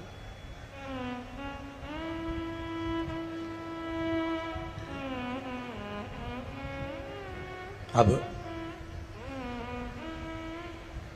गुरु जी से फूल के बीज लेकर पिताजी अपने बेटों के पास पहुंच गए और अपने पुत्रों के पास पहुंचकर उन्होंने कहा कि ये पुष्प के बीज हैं बेटा, तुम तीनों रख लो, मैं जब तीर्थ कर कर आऊंगा 8 महीने बाद, मैं आपसे ये तीनों से ये बीज ले लूंगा, बस इतना ये बीज आप संभाल कर रखना और उसको संजो कर रखना, संभाल के रखना। तीनों बेटों ने बीज रख लिए। पिताजी 8 महीने के बाद जब वापिस लौट कर आए, और 8 महीने के बाद जब पिताजी लौट कर आते हैं, और लौट कर आने के बाद उन्होंने बड़े पूछा, बेटा हमने आपको फूल के बीज दिए थे, पुष्प के बीज दिए थे, वो कहाँ हैं? बड़े बेटे ने पिताजी का हाथ पकड़ा और हाथ पकड़कर ले जाकर तिजोरी के सामने खड़ा कर दिया। पिताजी को कहा, पिताजी मैंने आपके फूल के बीजों को संभाल कर रखा था, क्योंकि आपने कहा था कि ये बीज संभाल कर रखना, मैं तुमसे आकर लूंगा, तुमसे प्राप्त करूंगा। और जो पिताजी को तिजोरी के सामने खड़ा करा कि ये सामने जो तिजोरी है ना पिताजी, मैंने इसमें बीजों को संभाल कर रख दिया, वो बीज कहीं नहीं जा सकते। और पिताजी ने जैसे ही अलमारी को खोला, तिजोरी को खोला, उसमें से बीज सड़ चुके थे और उसकी बदबू बाहर आ रही थी। बदबू जब बाहर आ रही थी तब पिताजी ने कहा, बेटा ये बीज तो सड़ गए, किसी काम के नहीं, इस बीज को रखने से कौन सा फायदा था, तुमने संभाल कर रख नहीं पाए, ये बीज बेकार हो गए। अब मंझले बेटे से कहा, हमने तुम्हें बीज दिए थे फूल के, वो बीज कहाँ गए? मंझला बेटा कहता है, पिताजी उस बीज की कीमत अच्छी मिल रही थी, मैंने बेच दिए, अब आपको अगर बीज चाहिए तो मैं तुरंत बाजार से खरीद कर ला कर दे देता हूं। छोटे बेटे से कहा, आपको बीज दिए थे वो कहां हैं? छोटे बेटे ने कहा, पिताजी आपने जो बीज दिए थे वो बीज, चलो मैं बताता हूं कहां है। हाथ पकड़ कर ले गए, घर के पीछे खेत में बीज जमीन में डाल दिए गए, पानी सींचकर पौधे बड़े हो गए, चारों तरफ फूल ही फूल उस बीज से लगे हुए थे। पिताजी से कहा, पिताजी आपके दिए हुए बीज को मैंने 1000 गुना कर दिया, आपके दिए हुए बीज को मैंने 1000 गुना कर दिया, लाखों गुना कर दिया, करोड़ों गुना कर दिया। ये बीज बस पिता समझ गए कि ना बड़े को देना है ना मंझले को देना है, छोटे को अपनी सत्ता प्रदान कर देना है। शास्त्र कहता है भगवान ने ये संपूर्ण जो हमारा जीवन दिया है, मनुष्य की देह दी है, मानव का शरीर दिया है, ये बीज रूपी जो मानव का शरीर दिया है, ये कोई साधारण नहीं दिया। इस बीज के महत्व को समझो, इस मानव के शरीर के महत्व को समझो। बड़ा नहीं समझ पाया, उसे तिजोरी में बंद कर दिया। इस शरीर को हम ढक कर रखे, बांध कर रखे, संभाल कर रखे, क्रीम पाउडर स्नो लगा कर रखे, साबुन में धो धो कर रखा, ये शरीर आखिरी में बेकार ही हो गया। फिर इस कई लोगों ने इस शरीर को बेच तक दिया, ये शरीर को ले जाकर गलत कर्म में लगा दिया, आड़े टेढ़े कार्य में लगा दिया, ये शरीर बेकार होता चले गया। फिर तीसरा था, इसने इस बीज को पृथ्वी में बो दिया और फूल प्रकट कर लिया, अर्थात संसार के हित के लिए इस शरीर को लगा दिया, तो चारों तरफ पुष्प ही पुष्प की सुगंध फैलती चली। इस बीज की सुगंध संपूर्ण ब्रह्मांड में फैलती चली गई। आज अगर ये कथा खगड़िया बिहार में हो रही है और गोस्वामी परिवार करा रहा है, तो इनके परिवार की जो सुगंध है, इस बीज की जो सुगंध है, वो संपूर्ण ब्रह्मांड को सुगंधित करने वाली है, संपूर्ण ब्रह्मांड को आनंदित करने वाली है। अगर आज खगड़िया बिहार के अंतर्गत ये कथा हो रही है और गोस्वामी परिवार अगर करा रहा, तो ये सुगंध संपूर्ण ब्रह्मांड की, शिव नाम की, भक्ति के नाम की, स्मरण के नाम की, राम नाम की, कीर्तन की, भगवत भजन की, भगवत नाम की, ये सुगंध संपूर्ण ब्रह्मांड को फैलाने वाली, संपूर्ण ब्रह्मांड में एक आनंद की अनुभूति कराने वाली, एक आनंद का सुख देने वाली शिव कथा कह रही है। हम जितना अच्छा देख सकते हैं उतना अच्छा देखें। होता है, एक व्यक्ति ने प्रश्न किया था एक जगह पर कि गुरुजी मेरे सामने कुम्हार का घर है और उसके पास में 5 और 6 गधे हैं। एक व्यक्ति ने प्रश्न किया, मेरे घर के सामने कुम्हार का घर है और उसके पास में 5-6 गधे हैं, मैं जब सवेरे दरवाजा खोलता हूं, ब्रह्म मुहूर्त में दरवाजा खोलता हूं, सुबह का जब दरवाजा खोलता हूं, तो मेरा रोज प्रतिदिन गधों को देखना होता है। आप बताएंगे क्या गुरुजी, गधे को देखना शुभ होता है कि अशुभ होता है सुबह सुबह?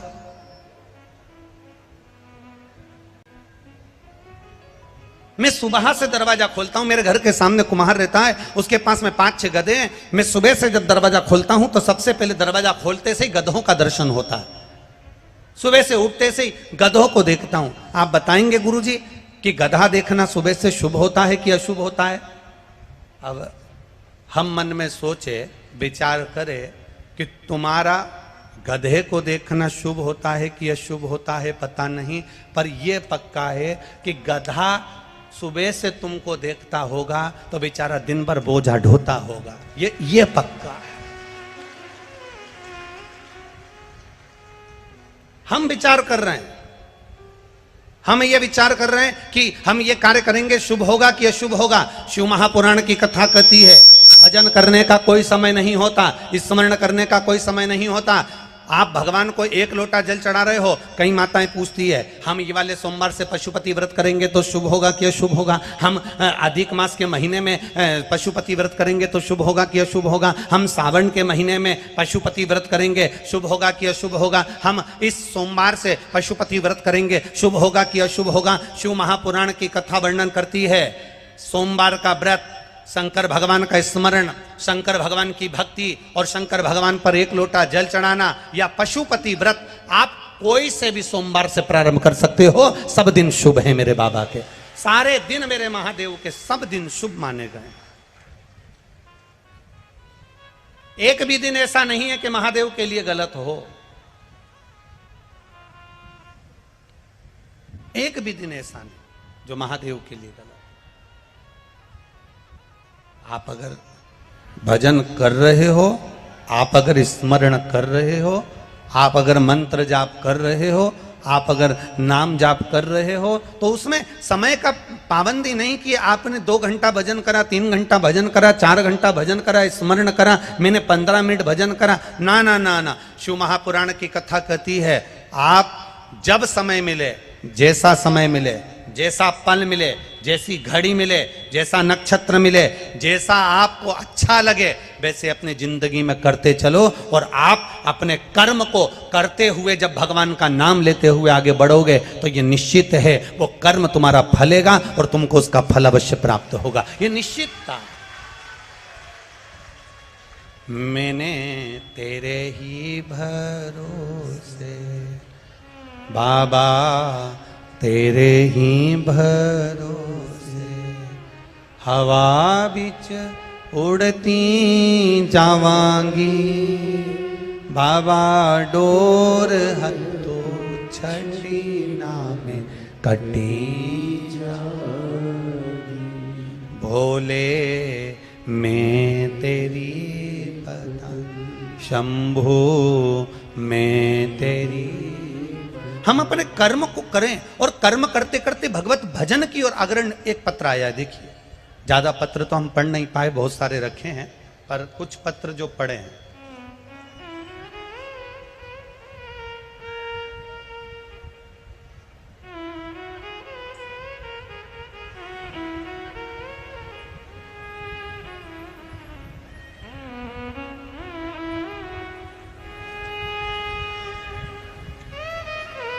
मेरा नाम साधना देवी है,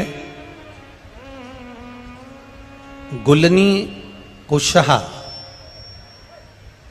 सही बोला है? गुलनी कुशहा, जिला बांका की रहने वाली हूं, ठीक है? अरे बोलो तो सही, गड़बड़ तो नहीं बोला है?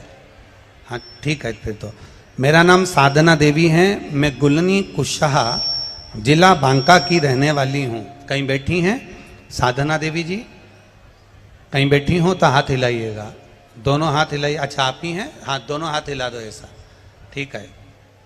हाँ एक बार वापिस हिला दीजिए दोनों हाथ जी, ठीक है। मेरा नाम साधना देवी है, मैं गुलनी कुशहा जिला बांका की रहने वाली हूँ। शिव महापुराण की कथा आस्था चैनल पर देखती रही हूँ। गुरुदेव, मेरा बेटा 2 साल से नौकरी की तैयारी कर रहा था। बाबा की कृपा का मैं क्या वर्णन करूं। मैंने 3 सोमवार के पशुपति व्रत हुए थे और बाबा ने मेरी सुन ली और मेरे बेटे की गवर्नमेंट जॉब लग गई। इसलिए मैं बाबा को यहाँ नमन करने के लिए आई हूँ। साधना देवी गुलनी कुशाहा, जिला बांका। मोबाइल नंबर भी उन्होंने अपना लिखा है। एक बार जोरदार ताली बजाएं। बहन बहुत बहुत बधाई आपको। बैठिए। हर हर महादेव। एक बड़ा अच्छा और प्रश्न, बड़ा भाव से अच्छा पत्र आया है।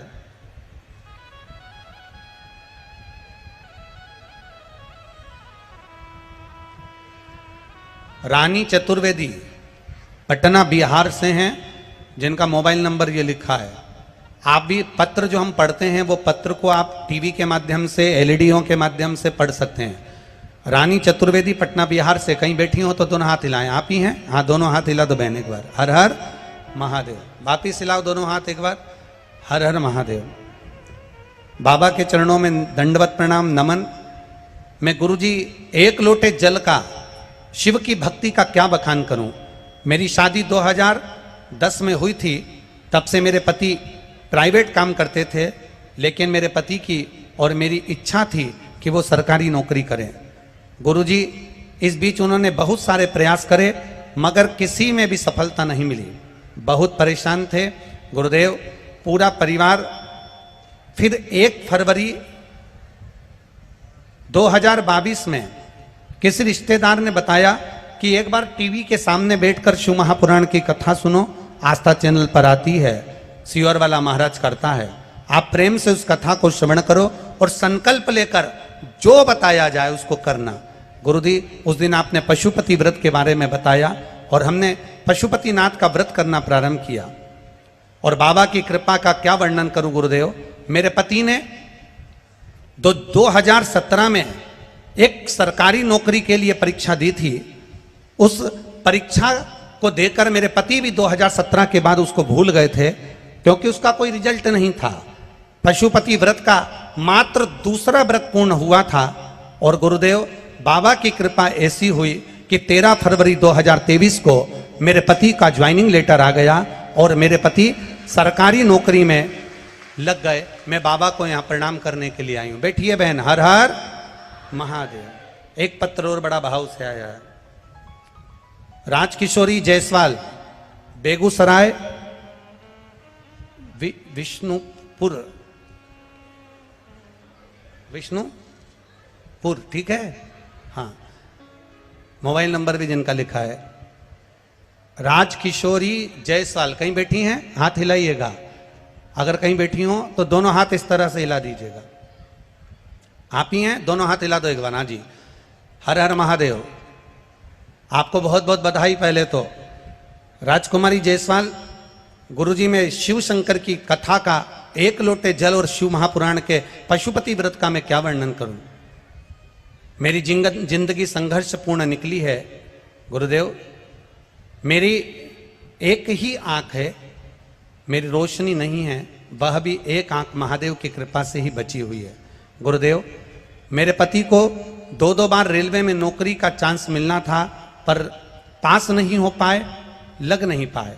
हम बहुत दुखी रहते थे, करें क्या। आखिरी में पति की तो नौकरी नहीं लगी, पर बच्चा पढ़ लिख कर बड़ा हुआ और उसने पढ़ाई की तैयारी करी। पढ़ते पढ़ते उसने नौकरी की भी तैयारी करना प्रारंभ करी।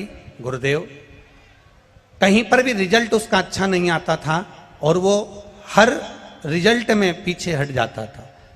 एक बार किसी के कहने पर हमने टीवी पर आपकी कथा सुनना प्रारंभ करा और आपने पशुपति व्रत के बारे में 1 लोटा जल शिवजी को चढ़ाने के बारे में कहा।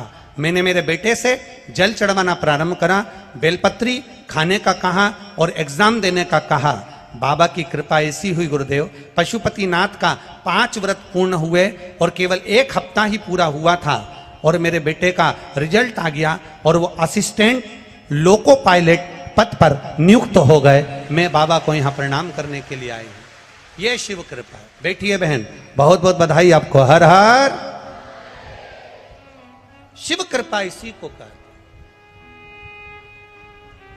आप लोग आए हो, बहुत दूर से आए, बहुत दूर से आए।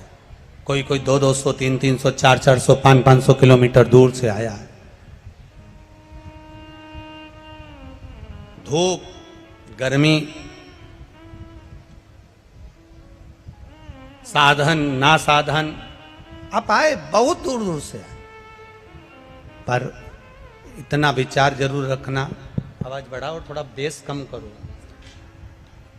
इतना भरोसा जरूर रखना कि अगर आप बाबा के दरवाजे पर आए हो, शिव महापुराण की कथा श्रवण करने के लिए आए हो, भगवान की अविरल भक्ति को धारण करने के लिए आए हो, तो ये विश्वास मान कर चलना कि बाबा खाली नहीं भेजेगा, झोली भरकर जरूर भेजेगा।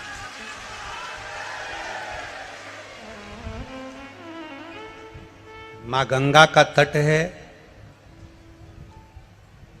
वो देवघर वाला अपने मंदिर में नहीं है अभी, वो देवघर वाला भी यहीं खगड़िया बिहार में आ गया है 7 दिन के लिए। वो मंदिर में नहीं है, उसको मालूम है कि मैं मंदिर में कैसे रुक सकता हूं जब मेरे भक्त सब यहां पर हैं, मेरे भक्त यहां बैठे हैं, मेरे भक्त यहां पहुंचे हैं, तो वो मंदिर में कैसे बैठ सकता, कैसे बैठे।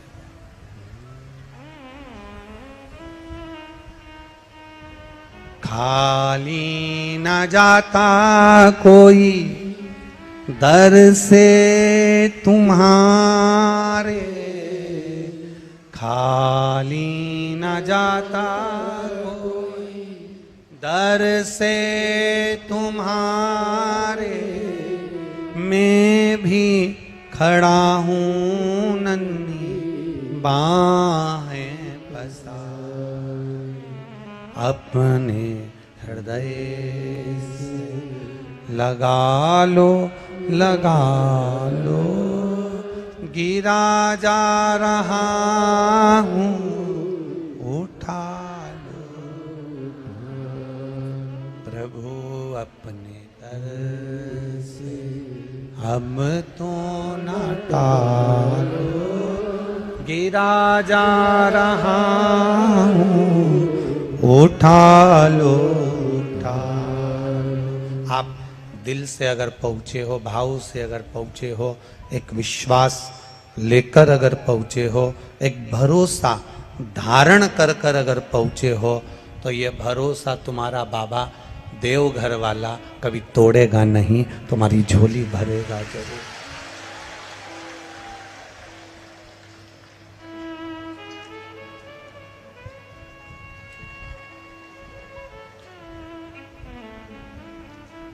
वो कहे ना, देवघर वाले हो,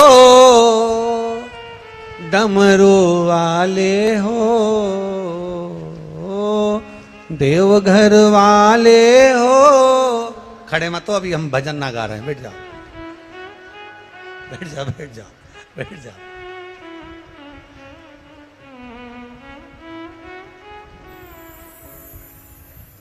देवघर वाले हो, डमरू वाले हो,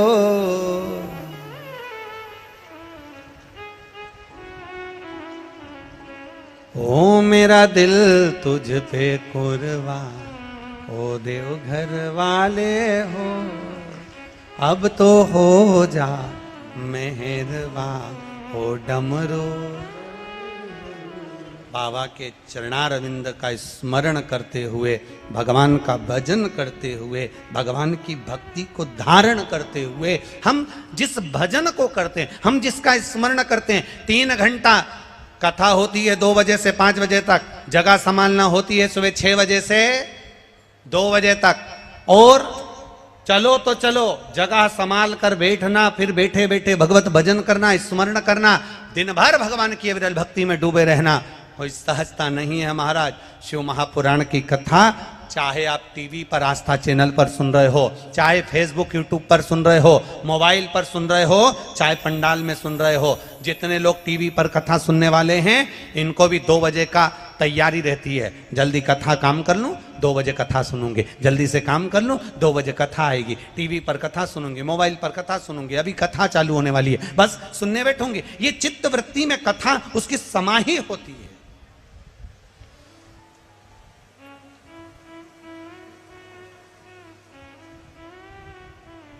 चित्तवृत्ति में यह कथा उसके रमी होती है, और चित्तवृत्ति में जब यह कथा समाई होती है, चित्तवृत्ति में यह कथा जब रमी होती है, तो वो एक आनंद की लहर कर जाती है, एक आनंद का एक आनंद प्रदान कर जाती है महाराज। और देखी है जब से ये तस्वीर ये बात छोटा वाला बंद कर दो, पीछे तो बीट मार रहा है इसलिए दोनों बंद कर। देखी है जब से ये तस्वीर तेरी, तब से बदल गई है ओ देवघर वाले हो, डमरू वाले हो, देवघर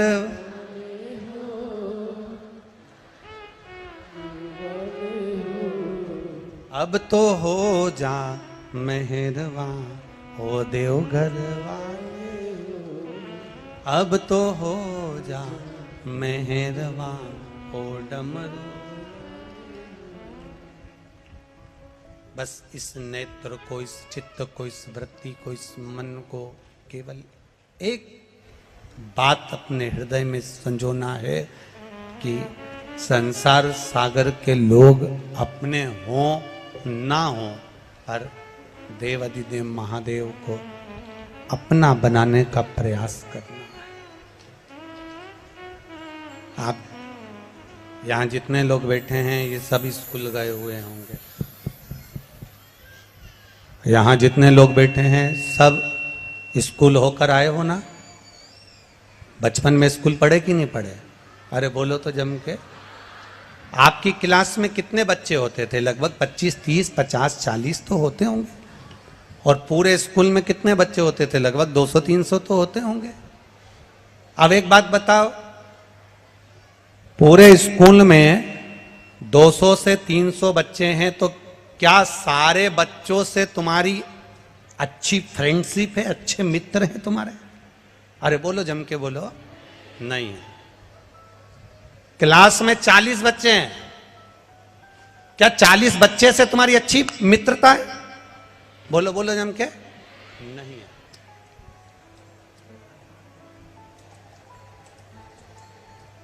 चालीस बच्चों 200 बच्चों में से 200 बच्चे हैं, तो 200 बच्चों में से 200 बच्चों से तुम्हारी अच्छी मित्रता नहीं होगी। 40 बच्चे हैं तो उन 40 बच्चों से तुम्हारी अच्छी मित्रता नहीं होगी। पर उन 239 बच्चों में से कोई 2-4 बच्चे ऐसे होंगे, कोई 2-4 तुम्हारे मित्र ऐसे होंगे उन 200 में से, उन 40 में से, जिससे तुम्हारी ऐसी मित्रता हो। इसको ऊंचा कर दो, थोड़ी सी ऊंचा करो। उन 200 में से 40 में से कुछ बच्चे ऐसे होंगे जिनसे तुम्हारी ऐसी मित्रता हुई कि उन मित्रता के चलते बचपन से लेकर आज तक वो मित्रता तुम्हारी चल रही है, और वो आखिरी तक चलती रहेगी। वो मित्रता तुम्हारी समाप्त नहीं।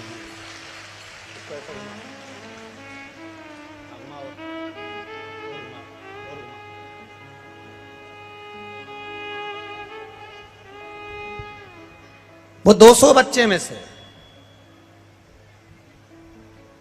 वो 40 बच्चों में से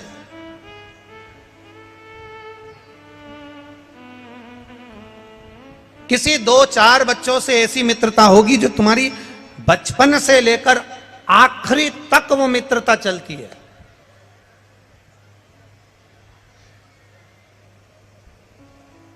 अंतिम समय तक तुम्हारी मित्रता चलती है।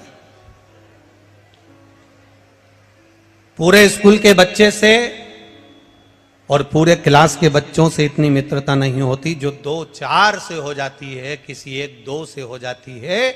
उसी तरह शिव महापुराण की कथा कहती है, जैसी 200 बच्चे में से किसी एक बच्चे से तुम्हारी मित्रता हुई और मित्रता आखिरी तक चली, भगवान शिव की कथा कहती है, ऐसी मित्रता आप अपने देव अधिदेव महादेव से बना लो जो आखिरी तक चल जाए, बाकी के सबसे निपटी रहे, निभ जाए। आखिरी रेंदो आखिरी तक चल। ऐसी मित्रता एक मेरे देव अधिदेव महादेव से बनाओ।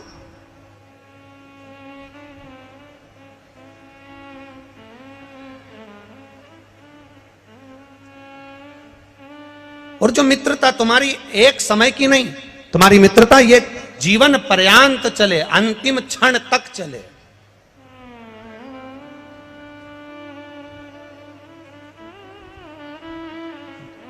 नंदी भगवान शिव के गण नंदीश्वर, बंद कर दो बाबा, उसको बंद कर दो। शिव के गण नंदी, भगवान शंकर के गण नंदी।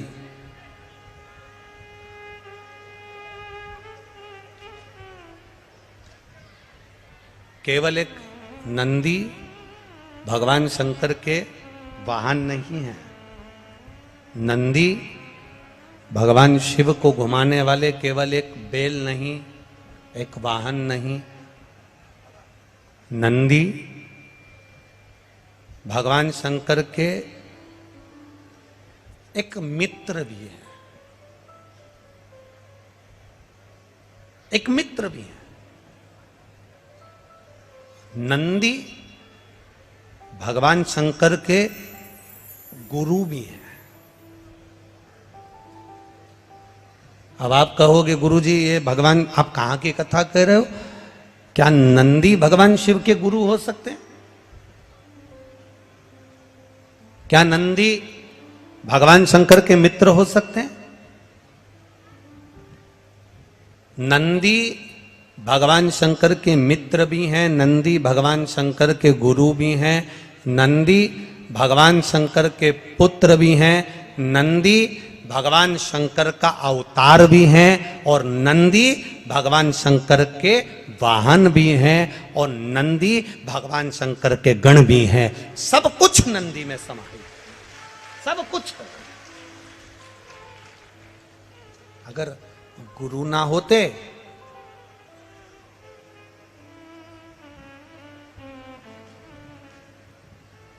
आप लोगों में से कोई नासिक गया है कभी? पंचवटी गए हो, नासिक गए हो, कुंभ के मेले में पहुंचे हो तो वहां दर्शन करे होंगे कपालेश्वर महादेव के। कौन से महादेव हैं? कपालेश्वर,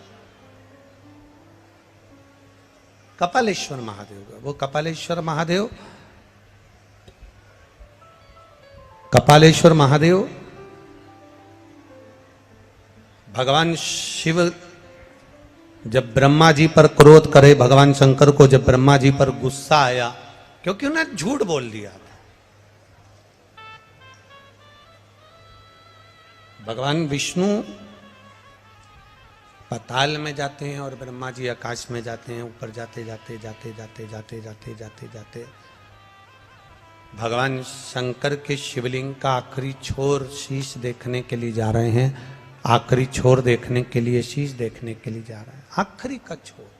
और भगवान विष्णु नीचे पाताल में भगवान शंकर के शिवलिंग के चरण देखने के लिए जा रहे हैं। भगवान नारायण को मालूम था कि चरण नहीं मिलेंगे, नारायण वापिस आ गए। पर ब्रह्मा जी जाते गए जाते गए जाते गए और जाते जाते एक उन्होंने केतकी का फूल तोड़ लिया और एक गौ माता को लेकर भगवान विष्णु के पास आ गए। नारायण ने पूछा क्या आपको भगवान शंकर भगवान के शिवलिंग का शीश दिखा? तो ब्रह्मा जी बोले कि हमको शीश दिखा कि नहीं दिखा, पहले आप बताओ कि आपको चरण दिखा है क्या भगवान शंकर के शिवलिंग का?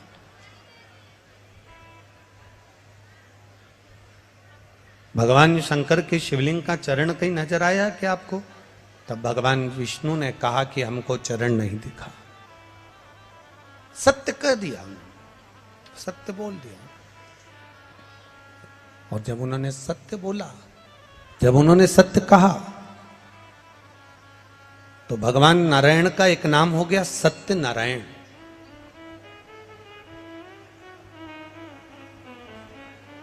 ब्रह्मा जी बोले आपको चरण नहीं मिला वो अपनी जगह पर मुझे भगवान शंकर के शिवलिंग का शीश मिला।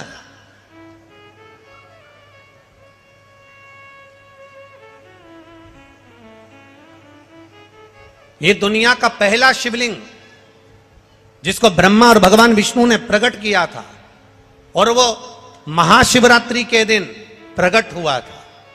इसलिए भगवान शंकर के जन्म उत्सव को, भगवान शंकर के प्रागट्य उत्सव को, भगवान शंकर के शिवलिंग के प्रागट्य उत्सव को मनाया जाता है महाशिवरात्रि के रूप में। महाशिवरात्रि के रूप में मनाया जाता है। और महाशिवरात्रि के रूप में जब हम भगवान शंकर का जन्म उत्सव मनाते हैं, प्रागट्य उत्सव मनाते हैं, हाँ दुनिया के लोग शिवरात्रि को भगवान शंकर के विवाह के रूप में मनाते हैं कि शिव और पार्वती का विवाह हुआ था। पर शिव महापुराण, लिंग पुराण, स्कंद पुराण, नर्मदा पुराण, ब्रह्म वैवर्त पुराण, ये सारी पुराणे वर्णन करती है कि भगवान शंकर का शिवलिंग की उत्पत्ति शिवरात्रि के दिन हुई थी।